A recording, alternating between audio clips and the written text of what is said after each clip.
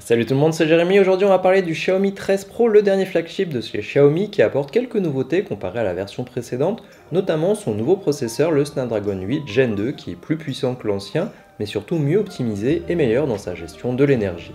L'autre point qui pourra aussi vous intéresser, c'est son capteur photo principal d'1 pouce et le partenariat avec Leica, le fabricant d'appareils photo, qui jusqu'à présent était disponible sur le Xiaomi 12S Ultra que je vous ai déjà présenté il y a 6 mois maintenant, mais qui lui n'est pas sorti en dehors de Chine.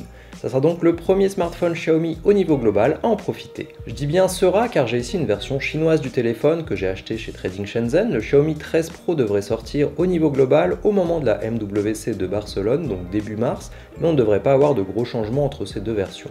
Pour rappel, ma version n'a pas le Play Store par défaut, n'a pas le français et dispose d'applications chinoises qu'on ne retrouve pas habituellement et n'a pas non plus les bandes 4G B20 et B28. Une autre différence est au niveau du chargeur qui n'est pas au même format et c'est à peu près tout. Le téléphone est aussi fourni avec une coque de protection et c'est tout. J'ai quand même remarqué qu'il était un peu plus compact que les autres chargeurs 120 watts fournis par Xiaomi, mais ça sera à confirmer avec ceux de la version globale. Pour le design, en le recevant, je me souvenais plus de la couleur que j'avais choisie et j'ai eu un peu de mal à le deviner en voyant le téléphone. Je savais pas trop si c'était du blanc ou du gris et en fait j'ai pris la version verte jade. Alors c'est très subtil la différence, je trouve que ça ressemble plus à du gris finalement, mais il est aussi disponible en blanc, noir ou encore en bleu avec un revêtement en cuir vegan.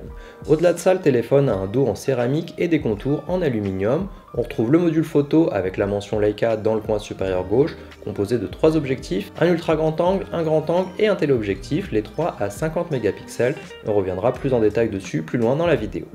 Il mesure 8,7 mm pour un poids de 210 grammes, ça reste proche de ce qui se fait sur les autres modèles de cette catégorie, et malgré le capteur 1 pouce, on a quelque chose de plus passe-partout que le design du Xiaomi 12S Ultra avec son module photo en forme de cercle, même si celui du 13 Pro ressort un petit peu quand même. Sur le dessus, on retrouve un port infrarouge, 2 micros et visiblement un trou pour le haut-parleur. On n'a pas une grille complète comme on l'a sur le dessous. Sur le côté droit, on a les boutons volume et le bouton power. Et enfin, sur le dessous, le tiroir dual SIM, un port USB-C, un micro et un haut-parleur.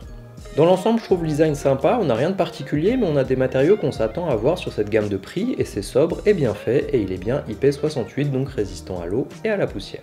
Si on passe à l'écran, il mesure 6 pouces 73, c'est un écran OLED LTPO avec un taux de rafraîchissement de 120 Hz, une résolution WQHD+, HDR10+, 10 bits, tout ce que vous voulez, il le fait, et on a aussi une amélioration au niveau de la luminosité qui passe ici à presque 2000 nits en pic, donc en plein soleil, et donc dans cette situation, on n'a aucun souci pour voir l'écran, lire, regarder du contenu ou faire tout ce qu'on voudrait dessus. L'écran arrive avec une protection d'écran, mais il est protégé par du Corning Gorilla Glass Victus. On pourra choisir de rester en Full HD+, ou de passer en WQHD+, pour avoir plus de détails, mais moins d'autonomie.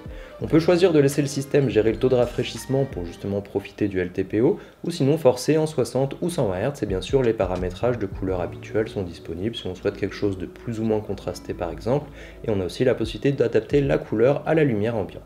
Comme vous le pouvez voir, c'est un écran qui est incurvé, je sais que certains en sont pas fans, mais ça permet quand même d'avoir un téléphone moins massif et plus agréable à tenir en main. J'ai pas eu de soucis d'appui involontaire sur les bords et les contours sont pas vraiment symétriques, la partie basse est un petit peu plus large que celle du haut.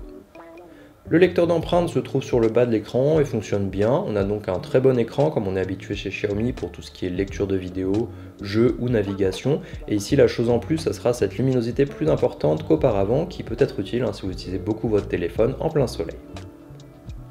On passe maintenant à la partie puissance, le téléphone est donc équipé du Snapdragon 8 Gen 2, le dernier modèle de chez Qualcomm. J'ai ici la version 8256 mais il existe en plusieurs déclinaisons, 12256 ou encore 12512, le tout en LPDDR5X et UFS 4.0 et la version 828 elle utilisera de l'UFS 3.1. Je ne sais pas encore quelles versions seront disponibles au niveau global. Je vous montre les résultats obtenus avec cette nouvelle version de l'UFS et comme vous pouvez le voir c'est vraiment très rapide pour écrire ou lire dessus, l'intérêt étant d'avoir de meilleures performances quand on installe une grosse application, mais aussi quand on enregistre une vidéo ou ce genre de choses qui va venir finalement dépendre aussi de la qualité du support d'écriture ou de lecture. Pour les performances côté CPU, là aussi ça va vite, sur AnTuTu j'ai obtenu un score de plus d'1 262 000, on a donc une vraie augmentation de la puissance comparée à la génération précédente, je crois que c'est à peu près 30% de plus ou quelque chose comme ça, et comme on le voit dans le graphique, on n'a pas une énorme augmentation de la température ou de perte de batterie comme on avait justement avec la version Gen 1 sur le Xiaomi 12 Pro l'année dernière. Je vous montre les résultats sur les autres logiciels de benchmark que j'utilise si vous voulez comparer avec le téléphone que vous possédez actuellement, et j'ai aussi lancé un test sur 3D Mark Wildlife. Le téléphone était trop puissant pour le test et ça m'a proposé de faire la version extrême qui serait plus adaptée. J'ai ensuite fait le stress test de 10 minutes et il a bien tenu les 10 minutes avec une stabilité de presque 90%. Pour rappel, l'année dernière avec le Xiaomi 12 Pro, il arrivait même pas au bout du test à cause de la surchauffe. Donc au-delà des perfs qui sont meilleurs, on a quelque chose qu'on pourra utiliser réellement pour les tâches gourmandes. Une autre nouveauté avec ce téléphone, c'est son système. Il utilise MIUI 14, la dernière version du système qui a été retravaillée légèrement. On a quelques widgets différents qu'on peut resizer, ce qui n'était pas possible avant. Certains menus qui n'étaient pas là non plus avant, mais c'est plutôt au niveau de la fluidité que cette mise à jour se concentre. Aussi au niveau de l'intelligence artificielle, donc c'est quelque chose qui n'est pas forcément très visuel, mais qui est tout autant important d'avoir, quelque chose de stable, fluide, et pour le moment, j'ai pas rencontré de soucis avec. Bien entendu, c'est la version chinoise, donc il y a des applis ou des menus en chinois qui ne seront pas présents sur la version globale, et il faudra retester à ce moment-là. On a par contre bien du Wideband L1 pour regarder Netflix en Full HD, c'est aussi le cas sur Amazon Prime Video, et pour Netflix, il supporte aussi le HDR10 et le Dolby Vision.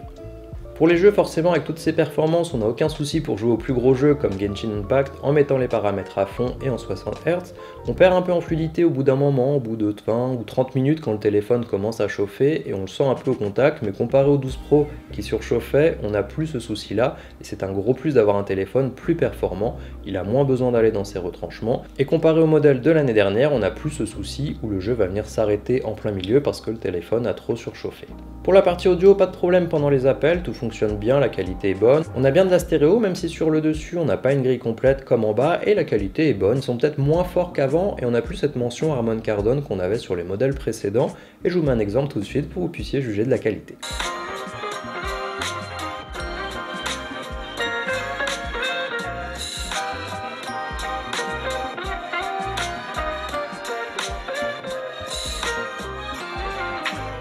Pour l'autonomie, le téléphone dispose d'une batterie de 4820 mAh. J'ai fait un test sur PC Mark, un test automatisé pour passer la batterie de 100 à 20% et venir simuler une utilisation assez classique, et j'ai obtenu 13h24.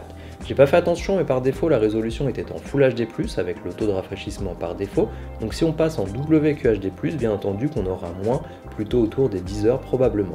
Par contre, ce qu'il sauve, c'est sa charge très rapide de 120 watts et qui permet de le charger complètement en 20 minutes. Donc du moment qu'on tient la journée avec et qu'on peut le recharger vraiment très vite avec le chargeur fourni, pour moi ça reste quand même acceptable, même si on aurait pu aimer avoir un petit peu plus en termes d'autonomie, surtout si on vient utiliser la résolution la plus importante. Je vous montre aussi rapidement la partie application batterie car il me semble que cela a un peu changé. Alors ici on voit le temps de batterie restant, mais si on le branche on voit combien de temps il reste avant la charge complète. On peut choisir le mode à utiliser pour avoir quelque chose de plus économe, d'équilibré, ou la partie performance, c'est ce que j'ai utilisé pour faire les différents benchmarks.